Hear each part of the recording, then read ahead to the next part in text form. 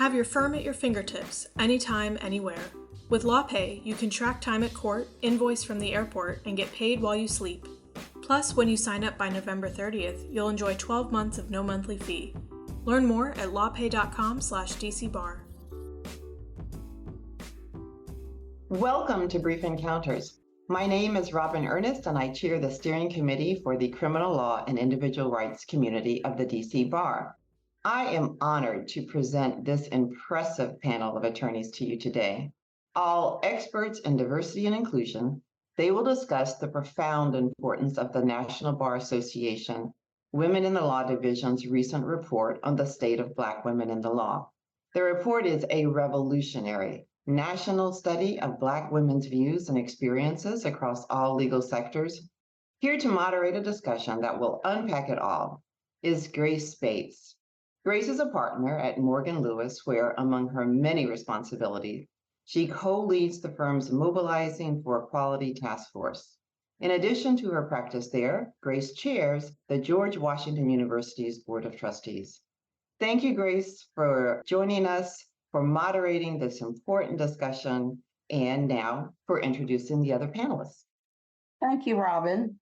I am delighted to be with the bar today to discuss the National Bar Association Women's Lawyers Division's report with true leaders in this work. We have some spectacular speakers with a lot of experience. First, we have Dean Alfreda Bennett Robinson. She is a lead contributor of NBA WLD's report, a past president of the NBA, and the first woman recipient of its Trial Master Award. Currently, she serves as Associate Dean for Trial Advocacy at GW Law and its Equity Institute's Advisory Committee. I call her my dean because, as everyone knows, I'm a graduate of the law school and I'm so proud of her. Also with us today is Quamina Williford. Quamina is an equity partner and practice group leader of the litigation department at Holland & Knight, where she co-chairs the firm's Consumer Protection, Defense, and Compliance team and chairs its DEI Engagement Initiative Committee. Quamina has led programs and advised clients on effective diversity initiatives, which she can address and share with us today. And finally, but certainly not least, Candace Gibson is an associate with Morgan Lewis, where she focuses on Section 337 proceedings at the U.S. International Trade Commission. She is also president of the Women's Bar Association of D.C. and can discuss the efforts by her affinity bar in addressing concerns identified in the report and to provide takeaways for other bars from these efforts. So let's move on to our discussion. So Dean Robinson, can you tell us about the report and what triggered the report being done? And were there any findings that you found particularly significant? Thank you first for inviting me and joining this wonderful group of women leaders. The genesis for the report was the following. In the summer of 2022, the National Bar Association's Women's Law Division hosted a standing room only event at the annual National Bar Convention to explore the state of the Black woman lawyer in America. We discussed the sobering statistics about the professional and personal experiences of Black women within the legal community. Notwithstanding decades of well-intentioned declarations, Mansfield certifications, and goals, there are too few Black women lawyers in C-suites, and too little evidence of significant progress across every sector since, let us say, 1930, when there were only 34 Black women lawyers in the country.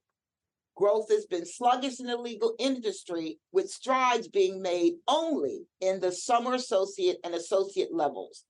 Today, of the 1.3 million active lawyers in the U.S., only 4.5 are Black women. Only 28 Black women are law deans. Only 1% of all law firms have Black partners. And of the MCCA Fortune 1000, only 35 of the general counsel are Black women. These were statistics we did not believe should stand and believed that we should do a study. And so the NBA partnered with Canaries, which is a technology company, and I raised the funds to help pay for it. It was my delight to do it. And then we went in head first, collecting the data. The goals were simple: focus on the unique barriers and unique challenges of Black women, that is, to tell the true story. Secondly, to use that to accelerate progress in the advancement of Black women in the workplace, and to have our industry leaders commit to making the advancement of Black women a business priority. And then, of course, we wanted to offer and share, which we did in the study, a roadmap where we were offering specific suggestions and recommendations to the industry. Let me turn quickly to the most interesting findings, in my view. Collectively, the NBA WLD participant cohort scored below the Canaries benchmarking average across all categories of DEIB. And Canaries benchmarking includes about 60 industries that they have studied. So we hit the lowest. We were below, we scored below in every category. Disturbingly for me, 70% of the women had personally experienced discrimination or reported personally having witnessed discrimination and bias in their workplace. 70% of the respondents. This is not a good finding, but it's not surprising to me given my own and my friends' experiences. I just didn't know it was this high. The other thing we determined was that only 32% of the respondents believe that there is accountability for discrimination and bias in the workplace. Only 32%. This was the NBA's lowest scoring equity item. In addition, 47% of the participants feel the burden of having to educate people on DEIB. In contrast, 68% reported having been given opportunities to improve skills. And this was the NBA's highest scoring equity item. So you take the lowest is that there's no accountability, but the highest when they believe that, yes, I've been individually given opportunities to improve my skills and advance. So those are the two things that stood out. And I will then turn it back to our moderator. Dean Robinson, thank you for that information. I will tell you, I am truly surprised by those numbers. You and I have been practicing for a long time. I've been at my firm for 40 years. And to think that we still have those numbers 40 years later is just unbelievable to me. But I want to go to Kwamina. Regarding the findings, were there any that were surprising to you? And how can the report be used in the law firm setting to advance DEI? Yeah, so first of all, thank you so much for having me. It is my esteemed pleasure to be doing this with so many of my sisters in the law because this is so important. I've been practicing for about 21 years at the law firm of Holland and Knight. Yeah, I know it's hard to believe, but it's true. But it's, I remember so much, even coming in, there's the idea of, okay, relating to my Black counterparts and then relating to women, and they're being very separate, right? So I love the idea of the intersectionality of the two because I do think it's pretty unique. And, the statistics, I'm so grateful to the NBA, YLD, Dean Robinson, you and Canaries for doing this because it is important to shine a light on the intersectionality and how we are really navigating things. And so, Grace, you asked a wonderful question about like what jumped out. And I think what didn't surprise me or what was a piece is the longevity. And I'm talking about from a law firm perspective. I was encouraged by the stats in terms of overall people of color increasing from 2012 to 2022. That was a good thing. But, seeing the proportionality of Black women not having the same increase. And also still seeing that as you look from, associate to senior associate to partner to equity partner to leadership positions, how the numbers are just not matching that. And I'm looking at that and, I'm not surprised at it, but it still is something that needs to be addressed and concerned. So I'm glad we're shining a light on it. But as you look at that stat, with me, one of the stats regarding the belonging, and I like how that was looked at when we were comparing against the Canary stats in particular. The feeling is that people felt as if they were trained, but there was still a sense of not belonging. And I was trying to think through that and unpack it. And in my humble view, I do think that it is because advancing in a law firm, I don't think it's just because of the skill. I think as Black women, there's no question, extremely talented, extremely smart, have the capabilities, all of that. But there's another element. There's a political element. There's a business element that comes into play as you advance and go higher. That is really, it's not easy. And sometimes it can be difficult for, and I don't want to be monolithic because a lot of us are different, but as a Black woman, I found it being difficult to navigate that. And I've tried to be intentional about flipping that to try to make it easier for those who come up. And I'll give you an example of that. No matter how smart, no matter how engaging you are, to advance in a law firm, a lot of it turns on business. And the ability to be able to engage clients, to bring business into the firm with clients, and that takes much more than skill. It takes a savviness, it takes a business acumen, it takes contacts, and it takes an intentionality. And a lot of times we may not have access to the people who are handing out business. And, to me, no matter how much, I cared about my people and I wanted to make sure that people who look like me advance. If I wasn't in a position where I can help to direct work to them to make sure that people are getting on good matters and are learning and advancing, it's almost as if my intentions could not be realized.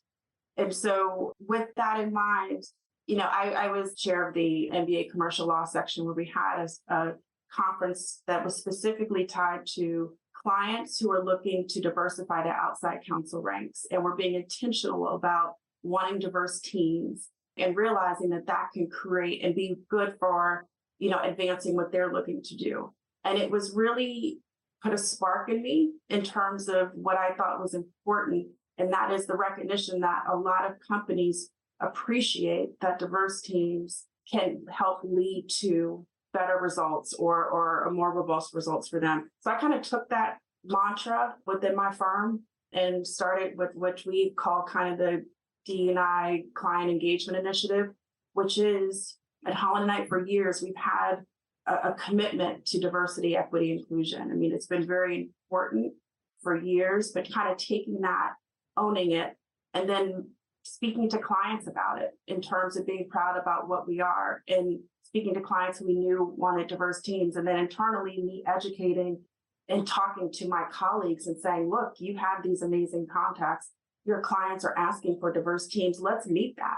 Look at all these different people that we have within it. How can we be more inclusive in our outreach to our internal colleagues so that we're meeting what clients' needs are? And so it's been, to me, personally rewarding because I'm trying to match what I believe is making sure that as Black women, as people of color within law firms, that our value above and beyond, the great work that we're doing, but the perspectives that we're bringing, that our colleagues appreciate and that clients can see that. And we've seen a lot more diverse teams within our firm, which I'm very happy about. And quite frankly, I think a lot of our clients recognize that and appreciate that coming to bear. So it's a little bit about just trying to be intentional in moving the dial. It's not a panacea for everything, but just a small thing that I've been trying to help do with our firm, and it's brought me some satisfaction in hoping to help move the dial for people to have meaningful experiences. And then once you have that, being able to work your way up through leadership. The business development issue that you raised is such an important one because, as you and I know, being in big law firms, it's very important. It's how you become successful. It's how you move up into leadership and things of that nature. We could spend hours talking about the whole concept of business development in law firms. And it's just, most of our clients want diverse teams and they want diverse relationship partners. But then there's the issue of convincing your partners and your firms, hey, maybe it's time for me to be the relationship partner for this client as opposed to, the white male who has had it for 30 or 40 years. So I agree with you. We could talk about that in another session. Absolutely. Yeah. So Candace, You're president of the Women's Bar Association in DC. So from your perspectives as, the president, what unique benefits or role do you believe that affinity bars like the WBA can play in helping lawyers with their own education and solutions for achieving a more diverse and inclusive environment? Thank you, Grace, and thank you to all on this call today. It's wonderful to be here with so many esteemed Black women talking about issues that are so very important to us and to our profession. I think one thing that's apparent from the report and from our discussion today is that a lot of professional organizations are not equipped to provide the sense of community needed for Black women to survive and thrive in the legal profession, at least not in the same way that they do for white men and white women. And so because of this, voluntary bar associations play an even greater role in the success of Black women in our profession. And so my disclaimer is I say this as a Black woman working in intellectual property disputes, which is a notoriously white practice area in our already overwhelmingly white profession. And I also say this as a Black woman who spent over a decade in private practice before I worked with a Black partner. So before I was at a firm that had a Black partner. And so even when organizations have the best of intentions, the process of change, which is often slow, can leave Black women feeling alone and as though they don't belong in the organization. And so this is kind of borne out in the findings of the report, which indicate, this lack of representation, for example, in senior leadership can impact how Black women feel about, how committed their workplaces really are to improving inclusion and improving this sense of belonging. And Kwamina referenced this when she said, look, you can be a Black woman and you can look around and you can recognize, here are these needs and here are the things that we need to do, but you may not at that point in your career be in a position to, impact change or to implement, programs to address these needs. And I think, we see this a lot. You can be a senior associate, but if you're not a partner and if you don't have the business, and if you're working in places that don't have Black partners and don't have Black senior leadership, like where do you go? How do you find these opportunities? And so I think at a most basic level, when you're looking at bar associations, they're providing a sense of community. And so if you are the only or one of a few in your organization, be it a law firm or government agency or nonprofit, if you look around and you don't see anyone who looks like you at any level, or there are only a handful of you, where do you turn for that sense of community? And I think we're seeing increasing numbers of women turn to bar associations because they're tired of being alone. And so they provide access to people who look like you, who do what you do, and quite often have a greater likelihood of having a similar journey to yours. I remember years ago, I was on a panel and a woman said, well, when I was going to law school and, I was so fortunate because I wanted to go into STEM. And, I know a lot of women who wanted to do something like that and their parents wouldn't pay for their education. But my parents, they supported me in STEM and they paid for my education anyways. And I'm kind of looking around in the room and everyone's like, what are we doing here? So, so talking to people, having interactions with people who have similar journeys to yours is, just becomes so important. Access to Black women partners, leaders in their fields, leaders in their organizations, particularly for those who don't have that within their own organization. There's also what I like to call the kind of the is it normal or is this normal type questions when you're kind of looking around and you're having this experience that, probably doesn't feel right and you don't know who to ask. Is this normal? Is this how I'm supposed to be, treated? Is this how I'm supposed to be compensated? Are these the opportunities that I should be having at this stage in my career, and not having a resource to ask those questions, not feeling comfortable within your own organization asking those questions because you may feel competition or you don't want to find out that you're not getting the opportunities in your organization that others are getting, and then that's going to further impact your sense of belonging. And so I find that especially, as lawyers are moving through their careers at different levels, like having that outside access to people who look like you and have kind of gone through that journey to tell you, I don't think that's normal. Let's sit down and talk about this, and let's figure out what your next move is going to be. Which brings me to my final point, is that bar associations are also providing opportunities, because maybe you find out after talking to your sisters at, WLD or in the WBA, and you're like, they're not paying me what I need to be paid.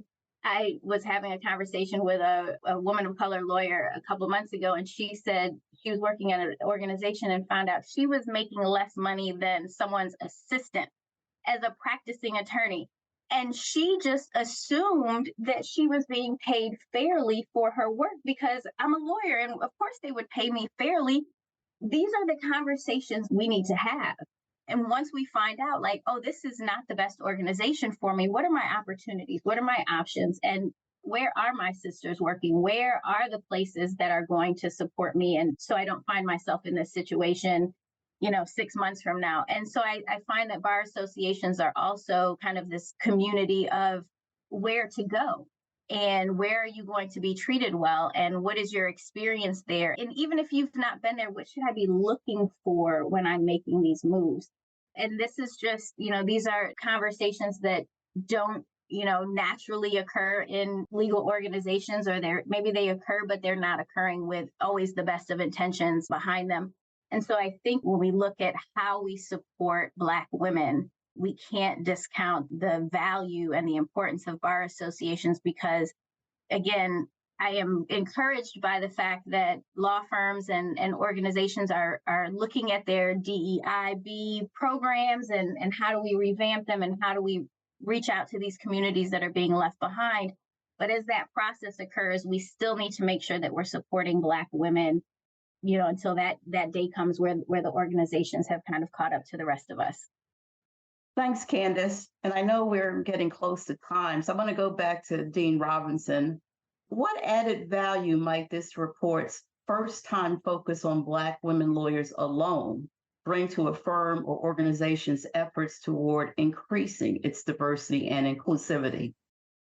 Well, first of all, it's for the first time isolating Black women from all the other women, and all the other surveys just lumped us together. So our unique challenges were not brought to the forefront. So this says, this is what the experience is, and they use the term in this study and elsewhere, sentiments. What are we feeling? What do we think? What are we experiencing at the personal and global level? And so much of what everyone has said is so true, because a lot of Black women and Black men, of course, who graduate from law school, they call their deans. And I had a call recently from someone who just said, this is not going to work out. This is 9 months in. She was completely convinced by what she had learned in our private discussions. I know that the mentoring that is being done for white men is not happening to us. I know that. So now she is having this thought about, how do I improve, and maybe what is the area of escape? And we know many stories about all of that. So how do we do it? My personal project, at least two of you know, is Power Reimagined. And that allows, and it just allowed, and we know through the pilot, it works, to take the new lawyer, and we're extending that to new lawyer, and have them in an incubator and talk about all these things. When you talk about the business model, we just do a total seminar for a day that says it's the math. The math is, that's the business. Your clients it's business. It's not, you got to bring in the money, you got to make partner. So that we embrace the idea that your journey should end up, if you decide to be in the C-suite. So that when you're in the C-suite, you can also help others, sponsor others, help make those critical business decisions, take the law firm or corporation and say, I think we have some more we have to do in the DEIB space. And so I'm hoping that the publication directs people to that. And I've just been going around the country talking about how let's collectively do it. We have some interest there, and thankful also to the support of the National Bar Institute, which just, got it. We get it. Let's bring this together. We'll continue that. So my hope is that they dig into it, and for everyone who reads it, They can read it. The stats are there. This is an outside group studying it, bringing all of their expertise and saying, actually, this is the state of the Black woman lawyer. So it's to be used widely. And it is. I mean, we've had so many hits on the internet. Someone said that's not possible. And I said, why not? Because it's 1.6 million. Okay. 1.6 million people are interested in it. It's not just Black women. It's all around the world. What is this? So I hope that it allows for us to have allies. It allows for everyone to think about even the idea of, I don't want to be the only one pushing DEIB. I don't want to carry that burden. I've got to get clients. I've got to service clients. But, here I am. Nobody else is concerned about it. And really to do that. And they can use it without saying they can actually say, this report stat. So that's what I hope happens with it. Thank you, Dean Robinson. And I can't agree with you more. Kwamina's firm is doing a great job in DEI. I think our firm at Morgan Lewis, we're doing a great job in DEI, but, we need more of us, all right? Kwamina and I should not have to be carrying the burden of DEI. And I don't want to say burden because it's something that has to be done, but we need more of us. And we need to make sure that our firms can take a look at this report and see what's going on, not just in their firms, but across the profession. And to see, are there things that we can be doing better to make sure that we increase our representation of Black women, not just as associates, not just as partners, but on the leadership of the firms, the very important committees of the firms, because that is where the power is. And our associates need to be able to look up and say, look at all those Black women at the top. I can do this too. So it's a great report, and look forward to maybe coming back together sometime soon to see if any progress has been made as a result of the report. Thank you all for your comments today. Thank you, ladies, for that discussion. Unfortunately, it's all the time we have for today, although it feels like we have barely scratched the surface. So if you're interested in learning more about the report, you can download it for free from the NBA WLD website. You can also learn more about our speakers from the show notes. But for now, I'd like to thank our esteemed speakers for sharing their expertise, the bar staff for their tireless assistance, and you, our listeners, for your time. This episode of Brief Encounters was brought to you in part by our sponsor, LawPay. Sign up by November 30th to enjoy 12 months of no monthly fee. Learn more at lawpay.com/DCBar.